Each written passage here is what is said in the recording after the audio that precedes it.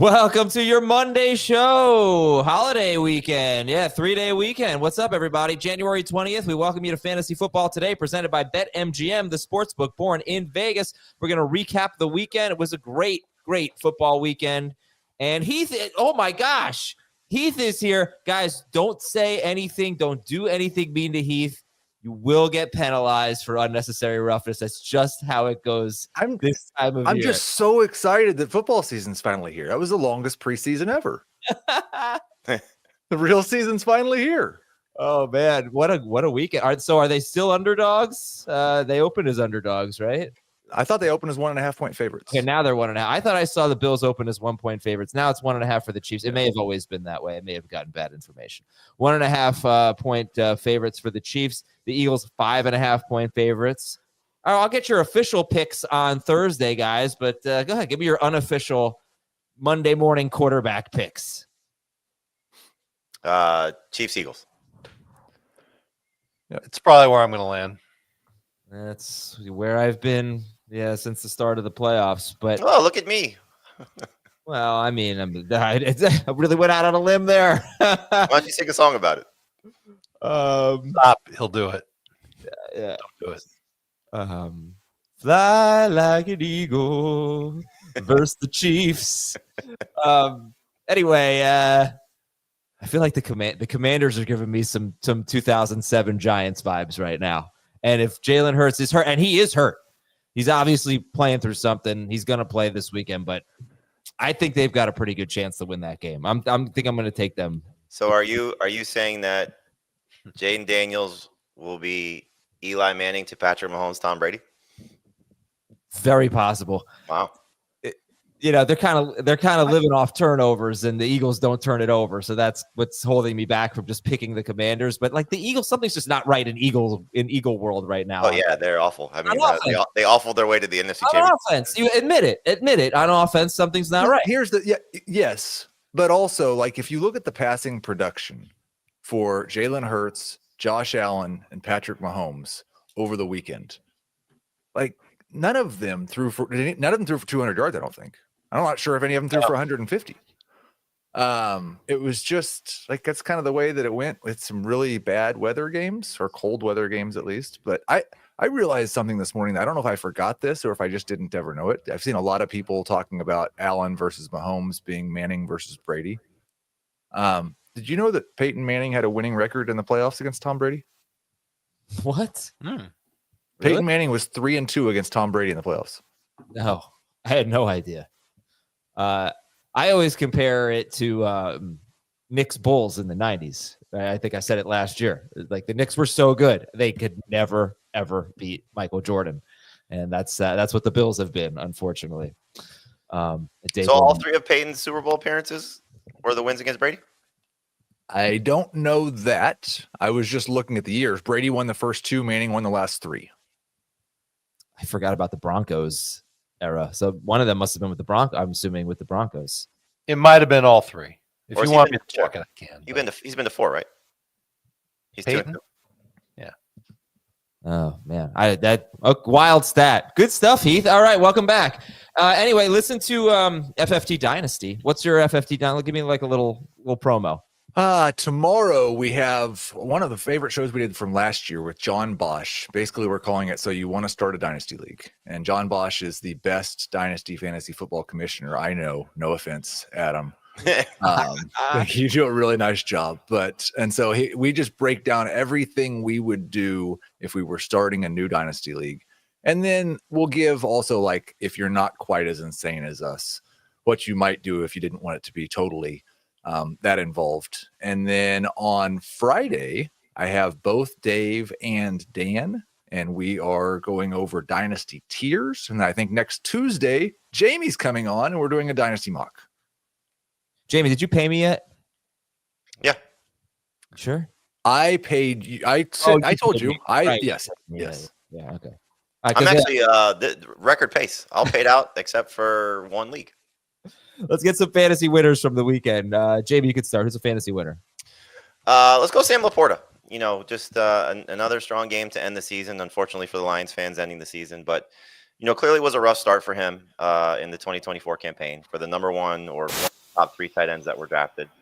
And, people were saying when we did the bus show, when I wrote the bus column, 2024 bus, that he should have been the tight end instead of Dalton Kincaid. Well, he finished the season, helping fantasy managers in a big way for the fantasy year. And then, another touchdown in the playoffs. And it's going to be interesting to see where he gets drafted in 2025 because he's not going to go ahead of Bowers or McBride or Bowers, whatever order you have, depending on the format.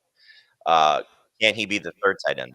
Are you going to draft George Kittle ahead of LaPorta? For me, he'll be 4th, even if Kelsey comes back. And clearly, Kelsey had another strong playoff game. It's amazing how he steps up in the playoffs. But I think, LaPorta, depending on what, again, we've said this a lot, who the offense coordinator is for the Lions, what everything looks like this entire offseason for them. But for me, I think he's, reestablishing himself as still a very productive fantasy tight end, and just a great catch, by the way, in the end zone there for the Lions in their loss. I thought it was interesting. After the bye, they had a bye in week 11. Here are the targets for the Lions from week 12 through 18. St. Brown, 63. LaPorta, 51. Williams, 50. Gibbs, 34. Very evenly distributed. St. Brown did the most with it, but let's see, 1, 2, 3, 5 players had 3 or 4 touchdowns. Those were all very evenly distributed as well. All right, Dave, how about you? Give me a fantasy winner. How about Isiah Likely is someone that will likely get picked within the first, I'll say 10 rounds of fantasy drafts next year. Began the season in week 1 as someone that was a big target for Lamar Jackson and then was in and out of it. Obviously, Mark Andrews stepped up. I think it was like week 6 on. Mark Andrews was a big time touchdown scorer for Baltimore. And then at the end, we saw Isiah Likely catch the touchdown that put the Ravens within striking range of tying the game. We'll talk about what happened after that. But if they don't add another big-time wide receiver, I think this is who they should put in their offense a little bit more, give them a little bit more work. And I almost feel like I was saying the exact same thing after week 1.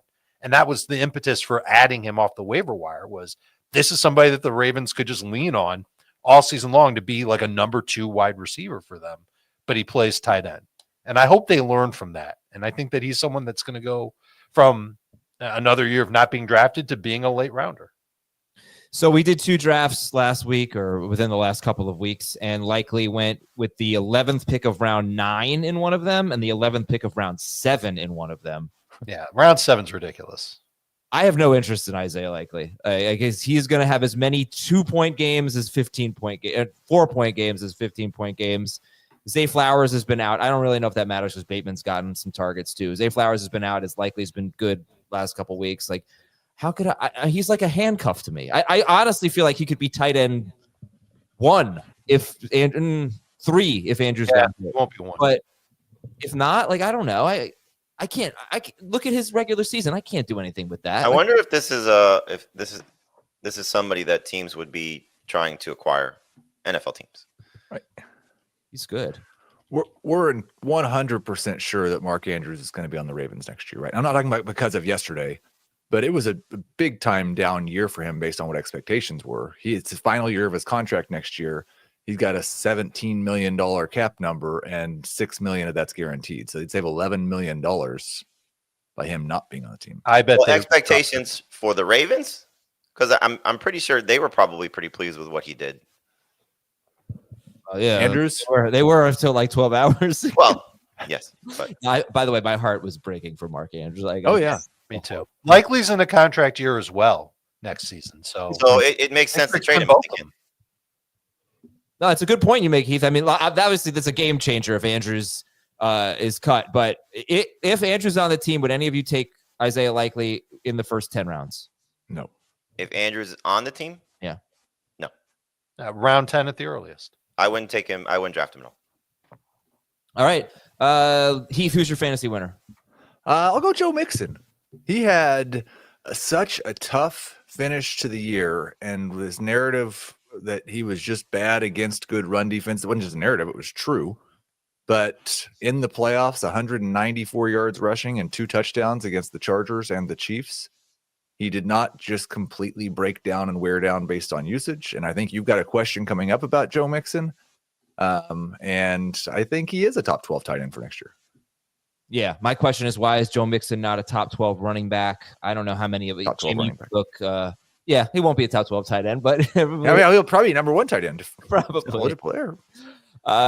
So we'll talk about that in a little bit. In the meantime, if you have not signed up yet for BetMGM, let's go. Use the bonus code FANTASY. You're going to get up to a $1,500 first bet offer on your first wager with BetMGM. Just download the BetMGM app, sign up, and use that bonus code FANTASY. Deposit at least $10 and place your first wager on any game, and you're going to receive up to $1,500 in bonus bets if your bet loses. Just make sure that you use the bonus code FANTASY when you sign up. It's a real quick betting story. I was placing a bet. Chiefs-Texans was 9.5, and they won by 9. And I was going to bet the Chiefs minus 9.5. And this was like seconds before kickoff started. And for whatever reason, the line, as I was looking at it, jumped from 9.5 to 12.5. I was like, you know what? I think I'm actually going to take the Texans. There we go. Very lucky. And then they returned the kickoff. They got the ball at like the 12-yard line or something, and it worked out. Anyway, bad beat if you had 9.5 and then they had that safety at the end.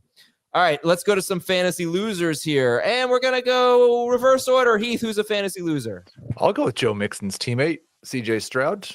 No passing touchdowns. He hasn't thrown for 300 yards in a game since October the 6th and only did it twice in the regular season and playoffs combined. He did a little bit with his legs in this game, but we know that's not something we can count on. And if you're not someone who runs in fantasy football, you've got to be an elite producer in terms of fantasy production through the air. CJ Stroud was not that at all in his second year. He's a QB2 at best, double-digit rounds. Dave, fantasy loser. Pick an old wide receiver. Amari Cooper, DeAndre Hopkins, even Cooper Kupp. I know Kupp actually had stats. The other two wide receivers didn't have any stats. But guys with names that we know have been around a long time, just coming up pretty empty, literally empty. In the case of Hopkins and Amari Cooper, I think there's going to be some serious trust levels with each of those guys in drafts next year.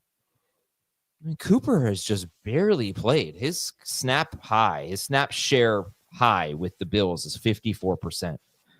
He played 36% against Denver, 34% of the snaps against Baltimore. Mm-hmm. He just barely plays. Well into the second half, his live line for receiving yards was half a yard. He took did you bet it? No, it was juiced into the under. If it was like normal odds, then I probably would have taken the under. He had one target after that, but you're right. He barely plays. He might be hurt. Maybe there's something that'll pop up after the season that says I'd be surprised if Hopkins gets drafted next year. Like Cooper will probably end up with a team that'll have a role that will say, okay, he's worth a late round pick. Hopkins just looked completely washed up. All right, let's go to Jamie. Sorry, fantasy loser for Jamie.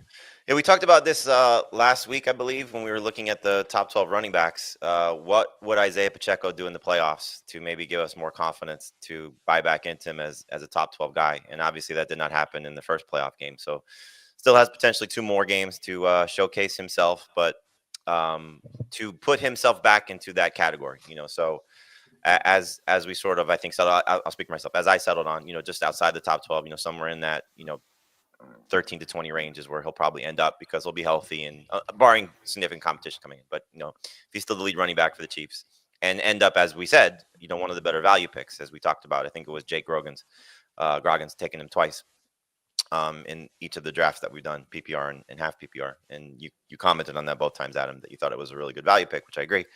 And so we'll see just how this finishes for him. But I just think, like we said, going into the injury and when he came back, they wanted to make sure he was healthy for the playoffs. I don't think that's the case right now.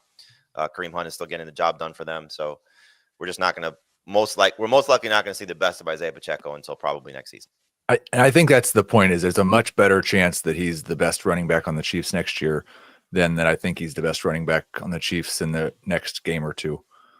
Just because guys have broken their legs and come back after an off season and not been the same guy at the start of the year. He tried to do that in one season, and it's just he's not the same guy right now. How hard was it for you when you were making that sentence to not say in the next 2 games instead of the next game or 2. I don't know how many more games the Chiefs are going to play. I'm starting to just fear that they're going to bring Kareem Hunt back and that Hunt's going to be like the goal line guy or something. That's what's kind of concerning me right now with Pacheco. But you're right. I did say he did a good job finishing that game out last night. Like, I know that you kind of mock him because he never makes anybody miss, but that style is useful in situations. And if it's not Kareem Hunt, it could be somebody else too. Like, there's nothing stopping them from drafting one of the running backs in this year's class. There's definitely going to be somebody there to take work away from Pacheco. Pacheco's in a contract year, so they need somebody long term. It's not Carson Steele. All right, what was the best game of the weekend? It would have to be one of the 2 Sunday games. I'll get the answers from Dave, Heath, and Jamie when we come back. We're going to take a quick break on Fantasy Football Today. We'll be right back.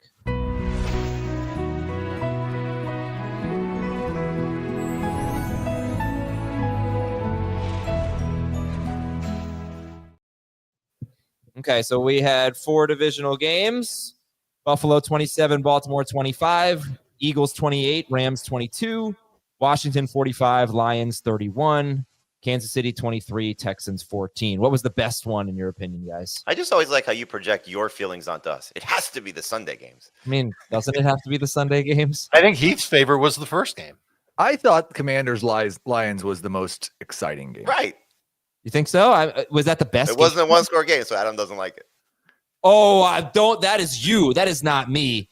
I'm the one who finds fault in the 1-score games. It was a 1-score game going into the fourth quarter, though. I don't think Washington Detroit was the best game. I mean, do you? 5 turnovers? Are you freaking kidding me? I think it was the most fun. Yeah. I don't know. I don't think I agree with that. I mean, look, when you watch teams do stupid things sometimes and go, what the hell are they like? What were they doing? Like what? Well, why do you call the Jameson Williams? Oh, please don't say that. You're going to say the Jameson Williams pass? It was a bad call at that time of the game. Not a bad call. It was a bad play by I knew it. I hate this take. Was it a bad call when they ran a reverse to Jameson Williams in a 61-yard touchdown run? No, it's Jameson Williams' fault. Should have thrown that ball away. You run that play, you got I think he was trying to make the right decision, throw that ball away. No, he was trying to throw a completion. So I want to go to your point. Like you said, it wasn't the best game because there were 5 turnovers, and I understand that. Josh Allen had 0 turnovers. He also threw for 127 yards and ran for 20 yards, but he didn't turn the ball over. I just think that like the best game, the ones that came down to like photo finishes basically were better games than the Lions Commanders. This game was a blowout in the mid through the fourth quarter. I mean, how could this be a better game? I think I would have enjoyed the Ravens Bills game more if it hadn't it came down to the wire and it was so exciting. It was the last play, but then you just walk away feeling terrible for Mark Andrews. It wasn't like somebody went and did it. It was somebody dropped a pass that was in their lap while they sat in the end zone. And it's like, imagine if Andrews catches that pass. Now it's a tied game. Josh Allen has the ball with 1:33 left. Then it would have been the best game. Whether the Bills march down and kick a field goal or the game goes into overtime, that's the best game. They also left a lot of time on the clock too. Yeah. I mean, minute 33. Yeah, of course. And that's why I don't think it was a slam dunk that Baltimore was going to win, even if Andrews had caught the pass. No.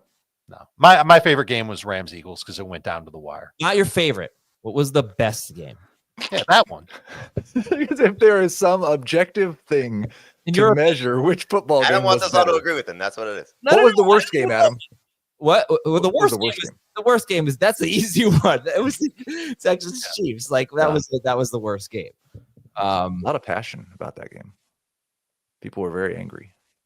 Dude, that was ridiculous. You know what? Just make it reviewable. Just make roughing the passer or necessary roughness. All that stuff. Reviewable. It's not that hard. Yeah, make it reviewable. Come on. I don't know what my answer is. I think Rams Eagles. That's my answer. It was a really good game. I was watching it with a couple of Eagles fans. I was like, this is a great game. I thought the Rams did a really good job using their defensive ends to keep Hurts in the pocket, and which is I think why he took so many sacks, because he couldn't really get out of the pocket. He couldn't, then he would get called for intentional grounding. Obviously, he couldn't throw the ball away. That was a really good strategy. It worked. But it was one of the Sunday games for me. So Dave's official answer is Rams Eagles. Jamie, yours is Rams Eagles. Oh, no, sorry. Mine's Rams Eagles. James, yours is Washington, Just tell me Detroit. what game I like the best, Adam. I'll agree with you. Washington, Detroit. Is that your answer? No, it was a night game. It was Ravens Bills. Ravens, Bills. Heath. Whatever you say, boss. Well, I have a Twitter poll up right now, and I can't believe it, but Washington, Detroit is the early leader. I'm very angry It was the about most fun. it. May have been the most fun, but I just don't see an argument for it being the best game. By the way, the Dolphins, if they don't, I'll say make the AFC Championship game this year, because this guy's not going to be a head coaching candidate this year. They need to fire Mike McDaniel and hire Chris Shula just for nostalgia. And obviously, he's a good coach. Bring him back. Bring back the fam. All right, let's get to some news and notes here, as Baltimore Buffalo has now pulled ahead in the Twitter poll. And news and notes: Matthew Stafford undecided. Jamie, your favorite game was? I mean, what's your favorite game? Matthew Stafford undecided on his future. It certainly sounded like he's going to come back. Played pretty well, and hopefully he comes back. They're going to be a good team. They're going to be a really good team. The defense is going to be legit. Yes.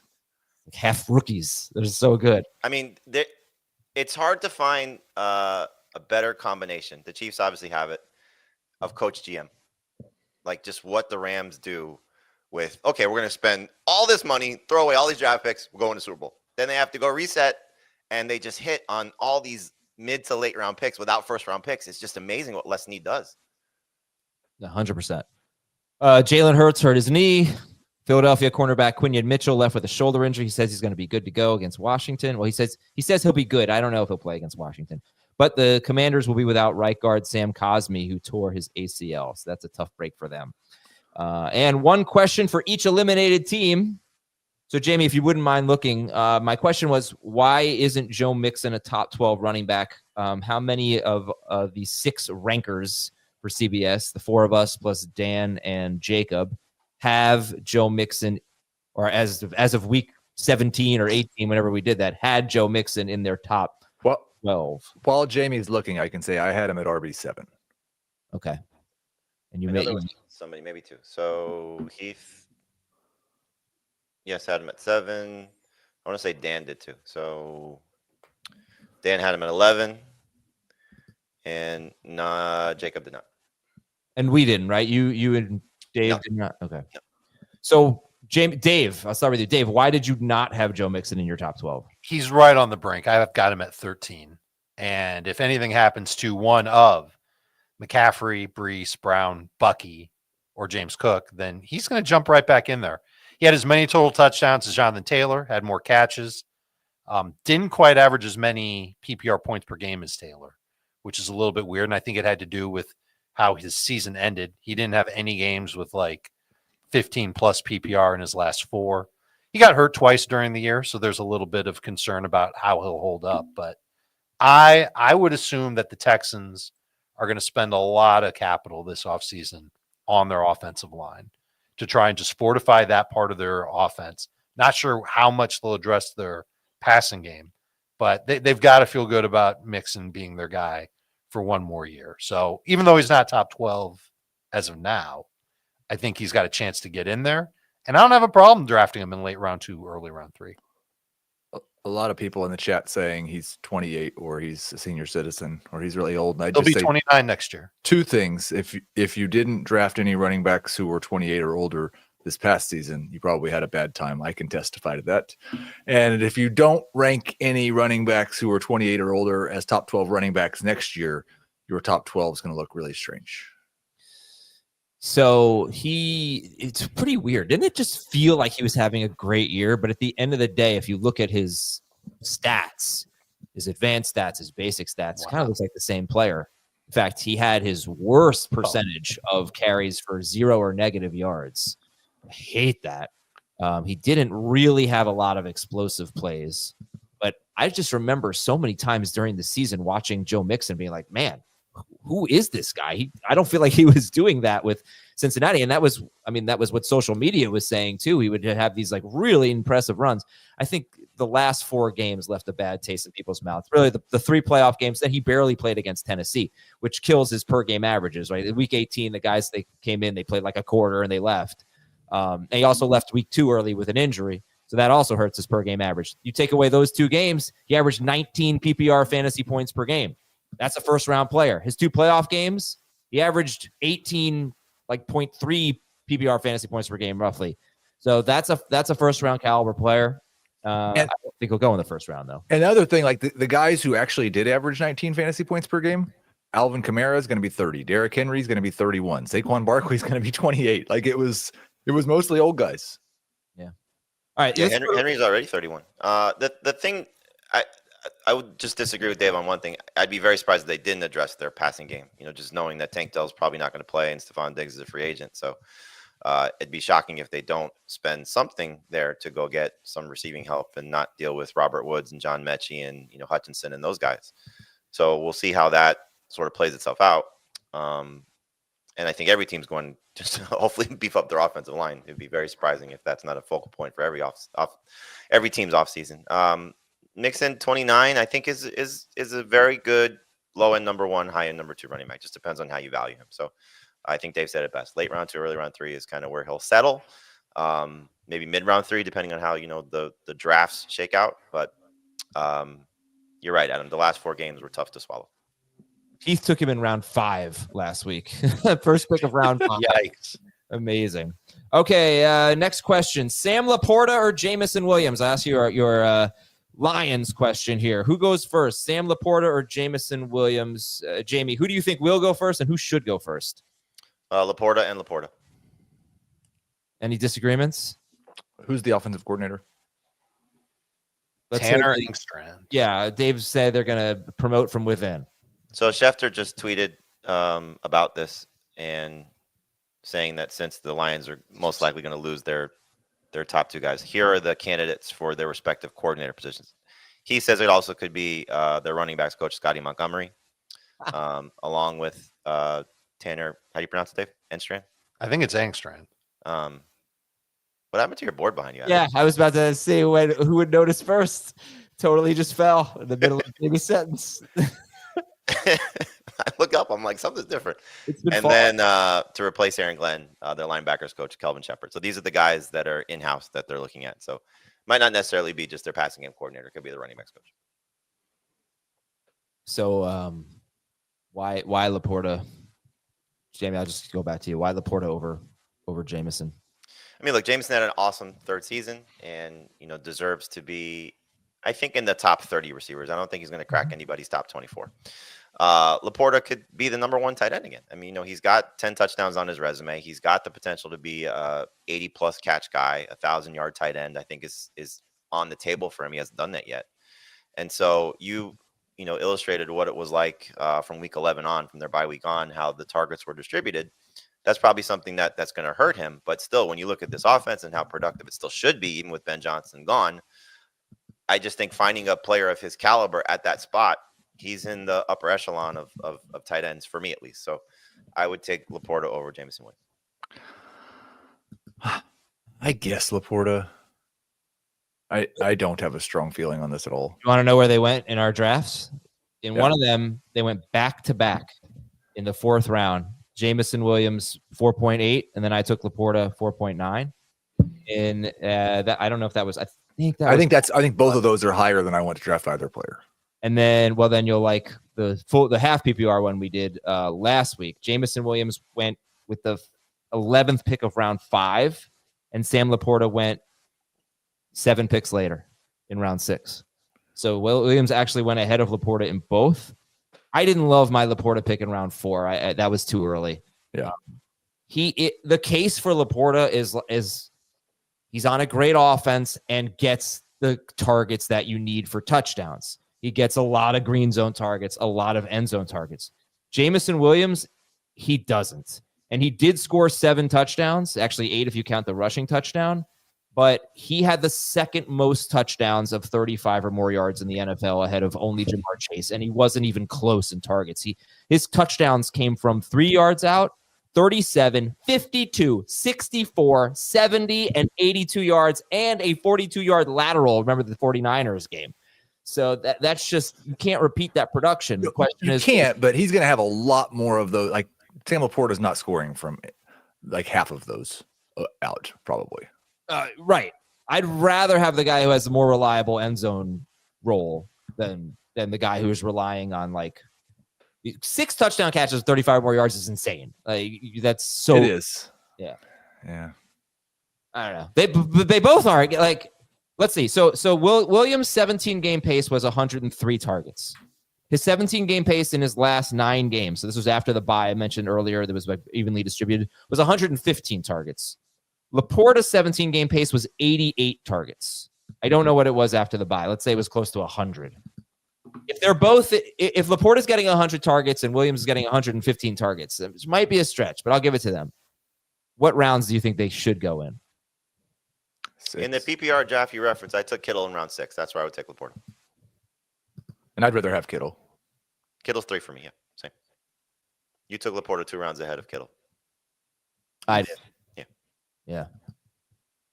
Well, you know the thing with Kittle, he's usually not great when everyone's healthy, but there's like 4 games a year when everyone's healthy. Well, I mean, you have IU coming off an ACL tear, and who knows what happens with the rest of the receiving corps. Yeah. All right. Kyren Williams outlook. My next question is Kyren Williams outlook. Dave, what's your Kyren Williams outlook? Positive. I think we've seen it now 2 straight years. He's been the main back for the Rams. We've come to embrace the main running back in Sean McVay's offense, and he's been really good for fantasy. 17 PPR points per game this past year. Not as good as he was in 2023, but still very, very good. Easily someone that should be anywhere literally from like 13th to 20th. I've got Kyren at RB4 in redraft and RB4 in dynasty. Is anybody concerned at all about the fact that he was not very efficient this year? He had 2 carries the entire season of 20 or more yards with a long of 30 yards. That's in the regular season. He had a very good postseason.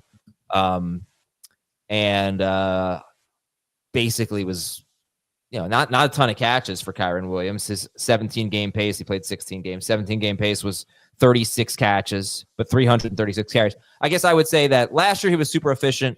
This year he was really more volume dependent. Yep. 15 or more touches in each of 18 games, including the postseason. That's awesome. Love it. It is great. He just wasn't that dynamic with it. And I don't know. I'm just saying. He's got 579 career carries and he's averaged 4.5 yards per carry. He was 4.1 this year. It's not like he was bad. No, he wasn't bad. But if they, he wasn't great. If they draft a running back like a Blake Corum, if they 2 carries of 20 or more yards on 316 carries is bad. This guy was a day 3 pick. He had a major drop in efficiency. You got to stop with that though, the day 3 stuff. I don't have to stop with that. There's a it's again, you got to shift the goalpost on how this is viewed.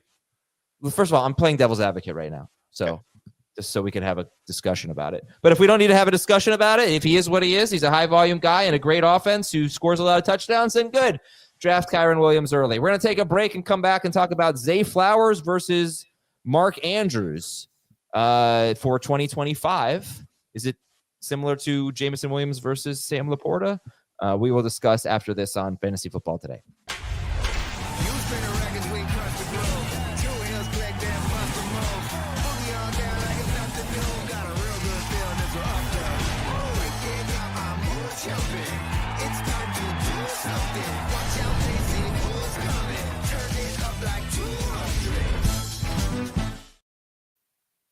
Okay, so we've got one more question for an eliminated team, and then we're going to review our fantasy superlatives and see who the winners are. Fantasy MVP, biggest bust, rookie of the year, comeback player of the year, and best waiver wire pickup. We will tell you what the people on Facebook voted for.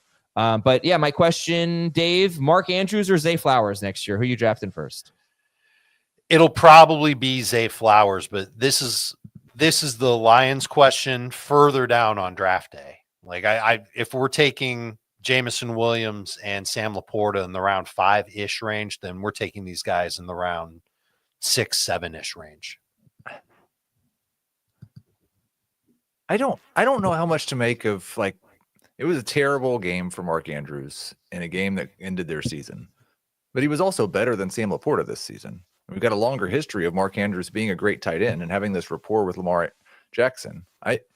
I think Andrews versus LaPorta is pretty much a toss-up. I'd probably go Andrews over Flowers, though. Flowers went way ahead of him in the 2 drafts we've done. So in the full PPR one, let me go to the full PPR one first. Zay Flowers went with the 5th pick of round 4. Same guy? No. So Jacob took him with the 5th pick of round 4. Mark Andrews went in round 7, 2nd pick of round 7. In the half PPR draft, which we did a week later, Zay Flowers went with the last pick of round 4. And Mark Andrews went with the 1st pick of round 7. So that was, and actually, I think that was the same guy in this draft, drafted both of them. Yeah. So I wouldn't recommend that. But that Zay Flowers crushed him. And I don't know. Zay Flowers in the 4th round. In both of our drafts, I don't really see. Wasn't he drafted way too early last year, too? Or this year? Last year? His ADP was certainly one of the ones that we did not like. Early. But I think toward the end, I think his ADP was like round 6 or 7. Well, he finished as wide receiver 36 per game. Yeah. I wouldn't say it was a bad pick, though. I think that's probably close to what his ADP was. He was pretty hot through the first half of the year. And then he fell off, and Mark Andrews started catching touchdowns. I think Andrews, here, I have it right here. 11 touchdowns in his last 12 games. Did not score in 2 of those last 12 games. It's pretty good. If he can be the Kyren Williams of tight ends, then he should be drafted higher than round 7. Just like 69 targets in 17 games. Let that sink in. That's so low. But that's the beauty of this offense. They're so efficient. I guess so. But even a guy like Heath, who loves Mark Andrews, would say, you ain't catching 11 touchdowns on 69 targets. You're not. He did have 60 of those 69 targets in his last 13 games. I think that there's a pretty good chance. Like, he had a car accident in the preseason, isn't that right? Didn't come into the year at 100%. Had 2, 5, 1, and 1 targets in his first 3 games of the year. And then, like, even 79 and 60 and 13 games is not a good enough pace. But I think we're gonna have to AIDS or stat Mark Andrews stats. But I think you said it right. That's where I think the discussion starts to come in between LaPorta and Andrews. Like, I think those are the top 5 tight ends. Will probably be the consensus top 5. Will be Bowers, McBride, Kittle, LaPorta, Andrews in some order. So if Kelsey doesn't come back, I think Kelsey's behind them. I don't think he cracks that top 5 based on how the season went, because you now have 2 years of okay, they're gonna keep him in this sort of role, and then playoffs come, and he's superstar again. Especially if he'll be 36 in October. Right. So how much are you going to buy into it, despite this amazing potential playoff run again? So I like there'll probably be somebody that gets a lot of hype and Dalton Kincaid-ish, sort of expectations, and I think you just got to keep that in check. To me, those top 5 are locked in right now. I put Kelsey at 6 if he's back, and then it's the Njoku starts probably the next group of guys, the bridge, if you will. So we'll see how it sort of unfolds. But I think the 4-5 is really interesting between Andrews and his touchdown potential, and now maybe the narrative of okay, we have to make sure he's still our guy, at least early in the season after this unfolded. And like Dave said, contract year, so I'm sure Lamar is going to want to get him paid because they've been together forever. And then what does the rest of the receiving core look like? Because they clearly were trying. They bring in Deontay Johnson, at the trade deadline, and probably not satisfied with who their even maybe second receiver, most likely third receiver. I think Zay Flowers is really interesting just because going into his 3rd year, showed some flashes that you'd like to see in year 1 and year 2. And unless there's a significant addition, a T. Higgins, I don't know, Chris Godwin, but something along those lines of just big free agent signing, then Flowers as the number 1 receiver will probably end up being a good value pick. I would probably lean toward Andrews over Flowers. So we have a couple of comments in the chat. One person saying, Jimmy J says, "Are you Jimmy J? Zay never going to have 4th round upside." And then Disbanded Brotherhood says, Zay Flowers isn't getting any better. So I wanted to bring up Zay Flowers. That I would completely disagree with. Yeah, I wanted to bring up Zay Flowers' stats versus another wide receiver. Flowers had 116 targets. This other wide receiver had 112. They had pretty much the same amount of red zone, green zone, and end zone targets. The both were on very run-heavy teams. Flowers, quarterback, threw 477 passes, but the other guys threw 510. So very run-heavy teams. Flowers, quarterback, had a much better year. He threw 18 more touchdowns. Lamar Jackson threw 18 more touchdowns than this other guy. So let's say they were within 4 targets of each other. The other receiver had 8 more catches. He had about 90 more yards. Yeah, exactly 90 more yards. He had 3 more touchdowns. The other wide receiver was Ladd McConkey. And I just thought, is Ladd McConkey a better wide receiver than Zay Flowers? I don't know, maybe, but I think they're both really good. We've seen it with our eyes. Zay Flowers is awesome. He could have had that type of efficiency. He's great per catch. He's great per target. Great yak. Had the 22nd in target per route run rate. Justin Jefferson was 21st. They just unfortunately, they don't throw much. But all I'm saying is, I don't think it's crazy for Zay Flowers to have a Ladd McConkey type season. He would just really needed more touchdowns. Only 4 touchdowns for Zay Flowers, which is insane when Lamar Jackson threw 41 touchdowns and he only had 4. But if he had 7, people might think about him as a 4th round upside guy, instead of some people here in the chat who are very down on him. So I would just say that he's so good that a good player. I think there's 2 different questions there. When you say 4th round upside, like the upside that deserves to be drafted in 4th round, which means you could be a lot better than that. You could be a round 1 or a round 2 player, or the upside, like your best is to justify a 4th round draft pick, in which case you should probably be drafted in round 6 or round 7. Yeah. Do you think, well, I think he has the upside to be worth a 4th round pick. Yes. What do you think the difference is between him and Ladd McConkey? Because obviously right now people are much higher on Ladd McConkey than Zay Flowers. They're both talented. One's a 1st round pick. One's an early 2nd round pick in run heavy offenses. I'm not sure that the Chargers are a run heavy offense. They were last year, but you think they started off the year being that. And then in the second half of the year, they're like, oh, damn, we've got Justin Herbert at quarterback. Maybe we should let him do his thing. I need to see the Chargers improve their run game before I buy into Jim Harbaugh and Greg Roman going back to their old ways. Well, you also, I think, in the second half of the season, you had their best running back missing 4 games too. I mean, it's true, but to me, I think their best games were when Justin Herbert was doing his thing. McConkey certainly grew into a huge role. What was he averaging his last? I have it here. 19 PPR points per game in his final 6, and he averaged 15.1 on the season. And he's got room to be even better and get more opportunities. Even in Zay Flowers, like I talked about Zay Flowers, his first 8-9 games, whatever it is, he still only averaged 7.4 targets per game. And so there's target upsides with McConkey. That's an offense that I don't think is going to get away from its quarterback, and they'll throw a lot more. We'll just see what they do at wide receiver.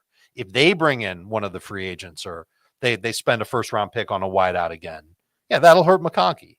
But I think he's got upside to be better than he was this past year. Well, I think that the biggest difference is that McConkey's clearly the best receiving option on the Chargers. Right. And sure, Flowers is in a little bit more of a crowded situation because of Andrews, because of Likely, because of Bateman. It's Quentin Johnson and we'll sprinkle in a little Will Disley here. It's there's just a lot more to like about McConkey's situation. But if your point is talent wise, Adam, I think if you told me next year the Ravens are trading Zay Flowers for Ladd McConkey, I think Zay Flowers can be as good as Ladd McConkey in that offense. Yes. But even if the Chargers are run heavy, they're still going to throw the ball considerably more than the Ravens. All right. Are you guys ready to find out who won our superlatives? Yes. Sure. All right, let's do it. Fantasy. Hold on. Let me pull up the results here. I didn't put them in the notes because I didn't want to spoil it. I want to make you guys guess. I will say that my guesses or my answers as I voted were not, I don't know that I had the winner. I had the winner in one of them. Do you have Derrick Henry as a comeback player of the year? No, but your guy, Zach Ertz, was awesome. I mean, he had a whole 2% of the vote. All right, fantasy. Spoilers. Yeah, come on. I was going to vote for Zach Ertz. Yeah, I don't think so. Fantasy MVP, Lamar Jackson, Jahmyr Gibbs, Saquon Barkley, and Jamar Chase. Those were our 4 finalists Lamar Jackson, Jahmyr Gibbs, Saquon Barkley, Jamar Chase. I voted for Lamar Jackson. Who would you guys have voted for? I mean, I gave the MVP on our site to Chase, so I might as well vote for the guy that I gave it to. Yeah, I think the clearly correct answer is Jamar Chase. 23.7 PPR points per game for Jamar Chase. Yeah, a first-round pick, whereas Lamar Jackson was not, and he averaged 3 more fantasy points per game than any other quarterback. But you guys are entitled to your wrong opinion, which everyone else shared with you. He won, Jamar Chase, 47% of the vote. So good job. How many people voted? I don't know. I don't think I have that. I say you didn't try to just make your take part of everybody else's opinion. I don't know. No, I did not. I don't know how many people voted, but 1,600 people saw it. So hopefully most of them voted. All right, so that's our fantasy MVP. It is Jamar Chase. Congratulations, Jamar Chase. Get some hardware. The biggest bust was Marvin Harrison Jr., Travis Etienne, Tyreek Hill, or Breece Hall. We were doing non-injury busts, by the way. Marvin Harrison Jr., Travis Etienne, Tyreek Hill, Breece Hall. I voted for Travis Etienne. Who would you guys have voted for? Tyreek Hill. Tyreek Hill. What they said. And I actually got this one. Yeah. Travis Etienne was first, 45%. Tyreek Hill was second at 37%. Travis Etienne, congratulations. You are the biggest fantasy bust of 2024. The rookie of the year. It was really a two-man race. Jayden Daniels, Malik Neighbors, Brian Thomas, and Brock Bowers. I voted for Brock Bowers. You guys? I would vote for Brock Bowers. For me, it would be Thomas.